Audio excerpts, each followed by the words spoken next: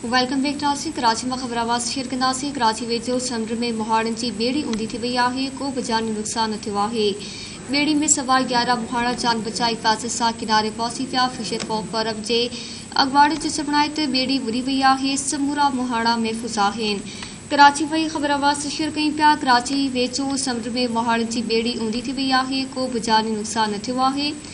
ॿेड़ी में सवार 11 मुहाड़ा जान बचाई हिफ़ाज़त सां किनारे पहुची विया।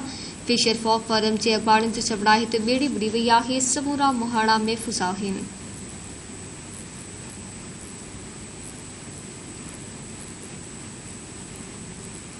कराची में ख़बरावाज़ शेयर कयूं पिया। कराची वेझो समुंड में मुहाड़नि जी ॿेड़ी ऊंधी थी वई।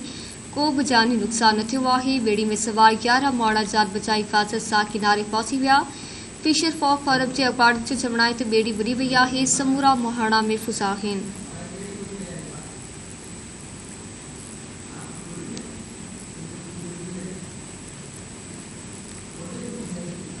कराची में अवां खे आगाह कयूं पिया। कराची वेझो समुंड में मुहाड़नि जी ॿेड़ी ऊंधी थी वई आहे। को बि जानी नुक़सान न थियो आहे। ॿेड़ी में सवार 11 मुहाड़ा जान बचाई हिफ़ाज़त सां किनारे पहुची विया। फिशर फॉक फर्म जे अॻुवाणी जो चवण आहे त ॿेड़ी बुॾी वई आहे। समूरा मुहाड़ा महफ़ूज़ आहिनि। तफ़सील मालूम कंदासीं। कराची मां इसाक़ सरकी खां। जी इसाक़ आगाह कजो।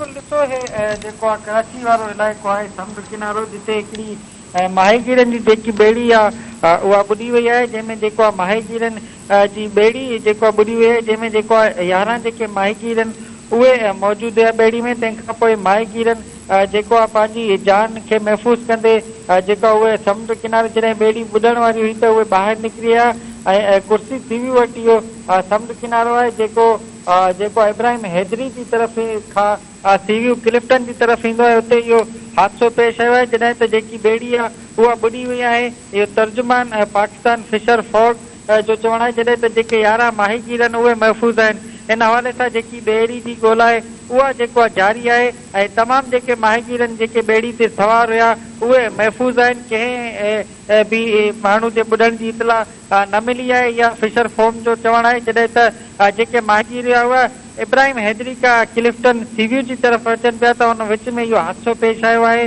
ॿेड़ी जेकी आहे उहा बुॾी वई आहे। जेके माहीगीर आहिनि 11 जंहिंजो अंग पियो ॿुधायो वञे उहे महफ़ूज़ आहिनि। ऐं इन हवाले सां जेके नेवी जा गोताखोर आहिनि ऐं पाकिस्तान फिशर फॉक जा जेके गोताखोर आहिनि उन्हनि पारां जेकी ॿेड़ी जी ॻोल्हा आहे उहा जारी करे छॾी आहे ऐं जेको इहा तस्दीक कई आहे त इन वाक़े में को बि जानी नुक़सान नाहे पहुतो। जी महिरबानी इसाक़ तफ़सील ॾियण जे लाइ।